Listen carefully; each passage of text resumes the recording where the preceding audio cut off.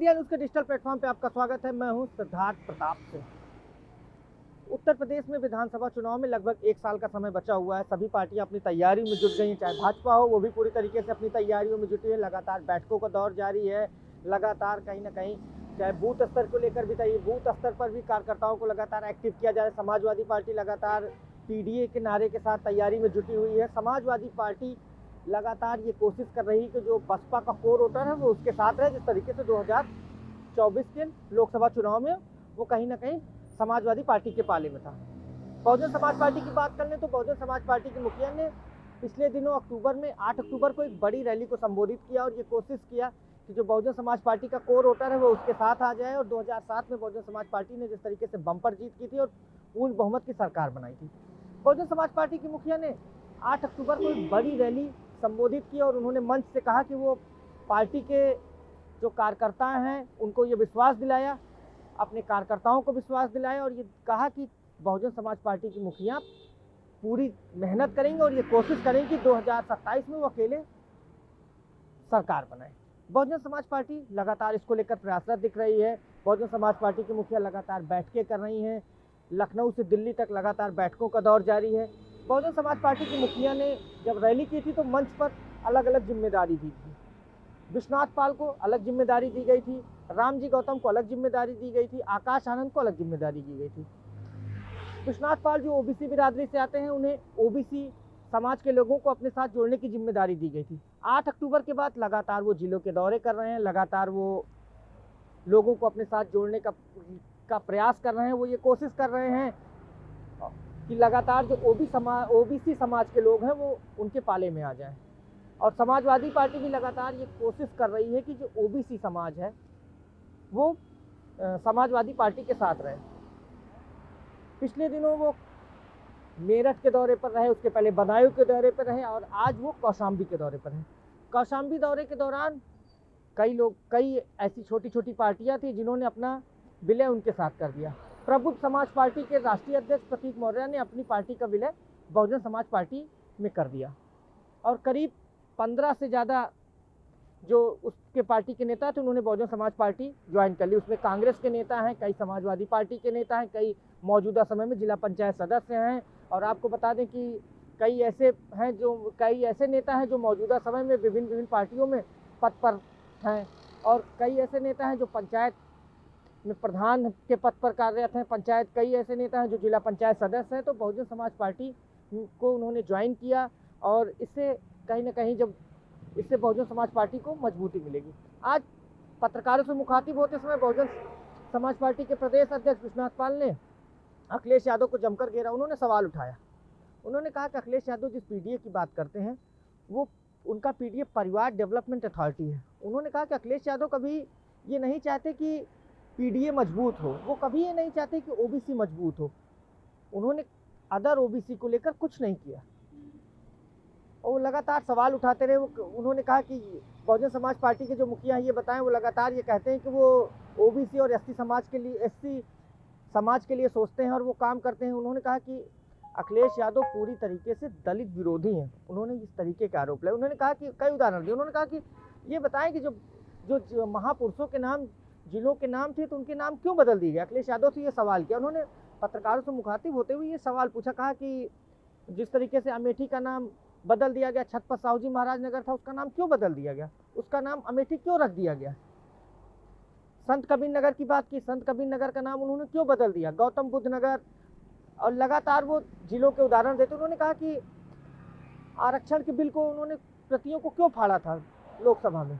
लगातार वो सवाल करते थे। उन्होंने कहा कि लगातार हम ये बात करते हैं कि ओबीसी समाज मजबूत हो, लगातार दलित समाज मजबूत हो, हम इसको लेकर बात करते हैं, लेकिन अखिलेश यादव कभी भी पीडीए को मजबूत नहीं करना चाहते हैं। वो केवल अपने परिवार को मजबूत करना चाहते हैं। इसके पहले वो सवाल उठा चुके हैं। उन्होंने कहा था कि जो अखिलेश यादव के भाई हैं, अखिलेश यादव की जो भाइयों हैं वो खुद बीजेपी में हैं। अखिलेश यादव पीडीए की बात जरूर करते हैं लेकिन उनका जो अलायंस है वो हमेशा परिवार डेवलपमेंट अथॉरिटी है। उन्होंने कहा ये पीडीए जो है उनका नकली पीडीए है और असली पीडीए जो है वो बहुजन समाज पार्टी का है। हमारी सोच ये है पिछड़ा, दलित और अल्पसंख्यक तीनों मजबूत हो। हम लगातार इसको लेकर काम करते हैं। 2007 में जब हमारी सरकार थी तो हमने इसको लेकर काम किया हमने, खास करके इस समाज के लिए काम किया हमने, पिछड़ा के लिए काम किया। जब हमारी सरकार थी हमने दलितों के लिए काम किया, हमने अल्पसंख्यक के लिए काम किया।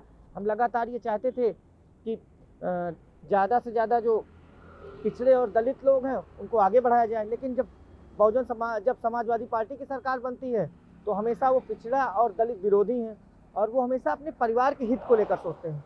तो आज वो अखिलेश यादव को लगातार घेरते रहे, अखिलेश यादव से लगातार सवाल करते रहे, अखिलेश यादव से यहाँ तक पूछ लिया कि जिलों का नाम क्यों बदल दिया, आरक्षण संबंधी कई बिलों को लेकर उन्होंने घेरा। उन्होंने अखिलेश यादव को यहाँ तक कह दिया कि अखिलेश यादव यहाँ तक नहीं चाहते हैं कि हम लोग जो पिछड़ा वर्ग है वो आर्थिक रूप से मजबूत हो। हमारी सरकार थी तो हमने ये कोशिश किया कि आर्थिक रूप से पिछड़ा, दलित और अल्पसंख्यक मजबूत हो, लेकिन उन्होंने ऐसा नहीं चाहा। उन्होंने ये विश्वास दिलाया कि जब 2027 में अगर हमारी सरकार बनती है तो पिछड़ा, दलित और अल्पसंख्यकों को ज़्यादा से ज़्यादा उनके हितों के लिए हम काम करेंगे, जैसे 2007 में हमने कहा। उन्होंने एक बात बिल्कुल साफ कहा कि वो एकला चलो की नीति पर काम करेंगे और वो किसी भी पार्टी से गठबंधन नहीं करेंगे।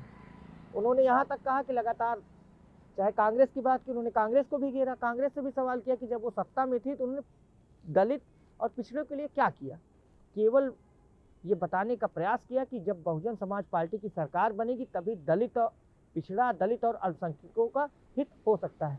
लेकिन आज बहुजन समाज पार्टी में जिस तरीके से कई दलों के नेता उसके साथ आए, चाहे छोटे छोटे दल हों उनके नेता साथ आए, चाहे कांग्रेस की बात कर लें, कई ऐसे उसके पार्टी के नेता और कार्यकर्ता उनके साथ आए। इससे कहीं ना कहीं बहुजन समाज पार्टी को खास करके प्रयागराज जोन में इससे फ़ायदा मिल सकता है। मीटिंग की है, उस पर आपका मुद्दा क्या है? उसमें मुद्दा गरमाया, इसमें आपका क्या कहना है? देखिए, बहुजन समाज पार्टी के नेता रहे माननीय कांशीराम साहब, मान्य बहन जी ने बहुजन समाज पार्टी इसीलिए बनानी पड़ी क्योंकि सर्व समाज की हिस्सेदारी, भागीदारी नहीं मिल रही थी।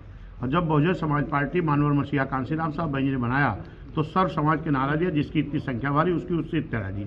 हर समाज को भागीदारी बसपा देती है। उन लोगों ने मीटिंग क्यों की है, इसका कारण तो वही बता सकते हैं। अखिलेश यादव कहते हैं कि सरकार में पीडीए के लोग को प्रताड़ित कर रहे हैं, तो इसमें आप क्या कहेंगे? वो खुद ही पीडीए के लोगों को प्रताड़ित किए हैं। अगर पीडीए के लोगों को प्रताड़ित नहीं करते तो बहन जी की सरकार में SC ST OBC की बैकलॉग भर्ती हो रही थी, इसको अपनी गवर्नमेंट में रोक क्यों लगाया, ये सवाल है। SC समाज को बहन जी ने ठेकेदारी दिया था।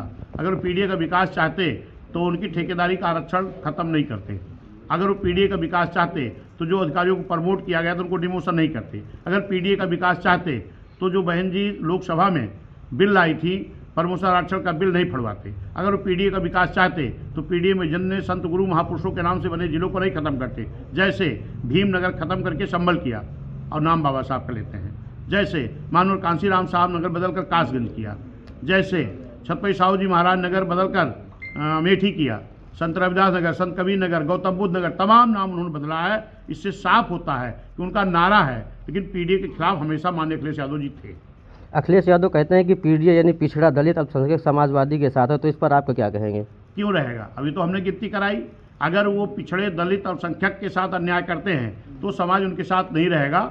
और आज उसी कड़ी में अभी आपके सामने हमारे प्रतीक मौर्य जी हैं, जिनकी एक पार्टी थी प्रबुद्ध जनता पार्टी। आज इन्होंने हमसे शाम को मिले और अपनी पार्टी विलय करने की इन्होंने इच्छा जाहिर की।